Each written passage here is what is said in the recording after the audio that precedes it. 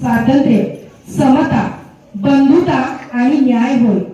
Doctor Babasaheb आंबेडकरांनी ही मूल्य आपल्या संविधानात गुंफली, ज्यामुळे आज प्रत्येक भारतीयाला सन्मानाने जगण्याचा अधिकार मिळाला.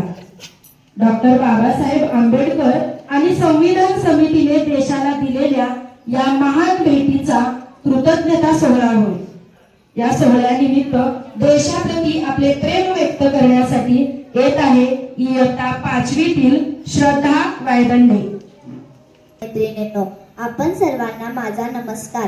प्रथम तुम्हा सर्वांना प्रजासत्ताक दिनाच्या हार्दिक हार्दिक शुभेच्छा.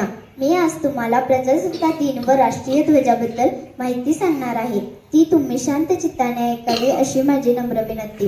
26 जानेवारी रोजी आपण प्रजासत्ताक दिन साजरा करतो. याच दिवशी ज्या झेंड्याला सलामी देतो त्या झेंड्यामध्ये 3 रंग आहे: केशरी, पांढरा, हिरवा. केशरी हा त्याग आणि धैर्य दाखवतो. पांढरा शांती आणि सत्य दाखवतो. हिरवा समृद्धी आणि प्रगतीचे प्रतीक आहे. यामध्ये असणारे अशोक चक्र आपल्याला सतत पुढे जाण्याची प्रेरणा देते. प्रजासत्ताक दिन आपल्याला चांगले नागरिक बनण्याची शिकवण देते.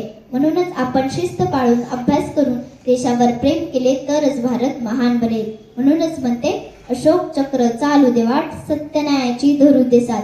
भारत माझा सुंदर महान, त्याचा मला खूप अभिमान. जय हिंद, जय भारत.